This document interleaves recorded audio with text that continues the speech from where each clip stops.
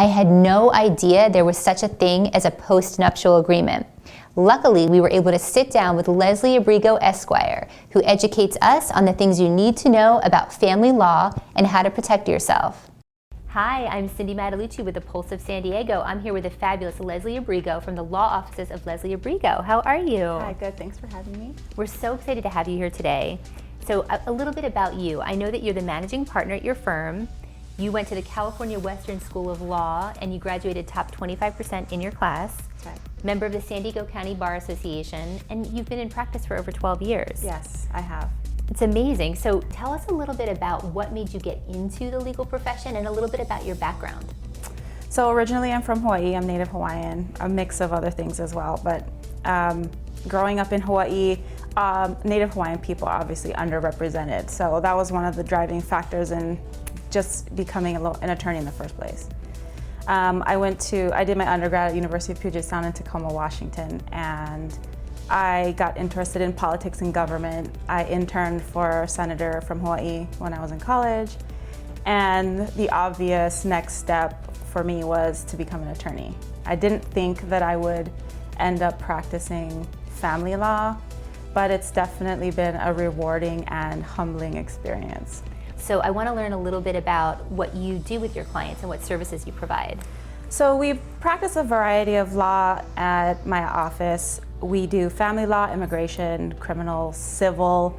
I like to tell people, if you know anybody who's looking to dissolve a business or personal relationship, send them my way, because that just keeps it straight to the point in what we can do. But we also do immigration, and that's one of the areas that I'll be talking with you about today. One of the things that you do a lot of, I'm assuming, is like prenuptial and postnuptial agreements? Yes, so part of the family law umbrella is prenuptial agreements and postnuptial agreements, and surprisingly a lot of attorneys don't do those. So our office does offer that as a service. Well, and I was very surprised when you said postnuptial. I'm thinking, what is that? I didn't even realize there was a postnuptial agreement.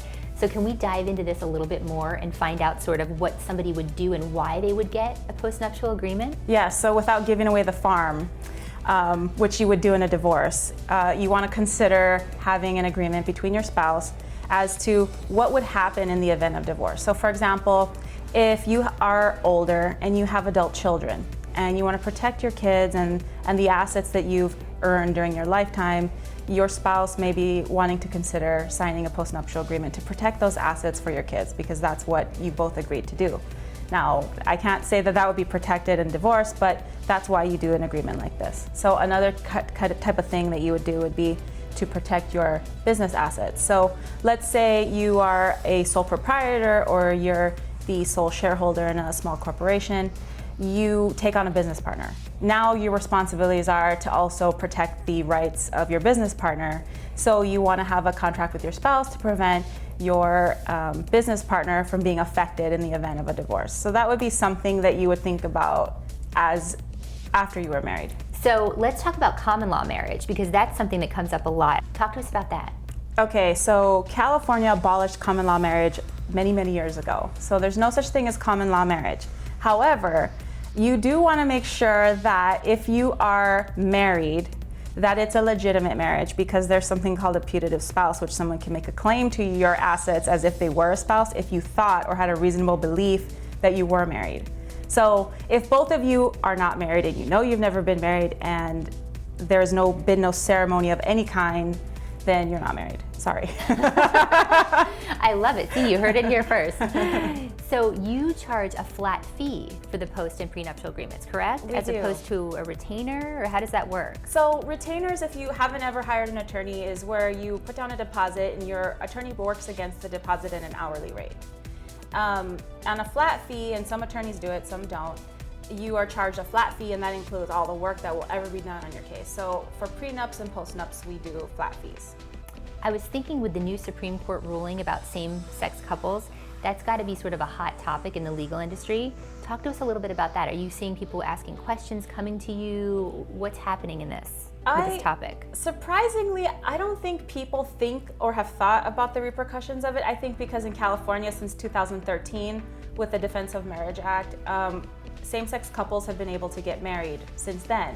And so basically the Supreme Court ruling is just saying we're going to recognize all these states that have already agreed to recognize same-sex couples, and therefore marriage between same-sex couples is legal. But they don't think about, now what? So my office is able to immigrate spouses of same-sex couples. And this is a topic that I don't think people have thought about or considered as being an option, especially now that the federal government has recognized same-sex marriage. Well, and what kind of process is that? It's the same process as you would have with a heterosexual couple. Okay, so same process, it's just that people aren't thinking about it, and now they need to be thinking about it. Totally not thinking about it. Same with transgender couples. It's the same thing. Now everybody's got the same rights, which now you can apply for your spouse when they're coming from another country. It's going to open the floodgates. Wow. I think, but you know.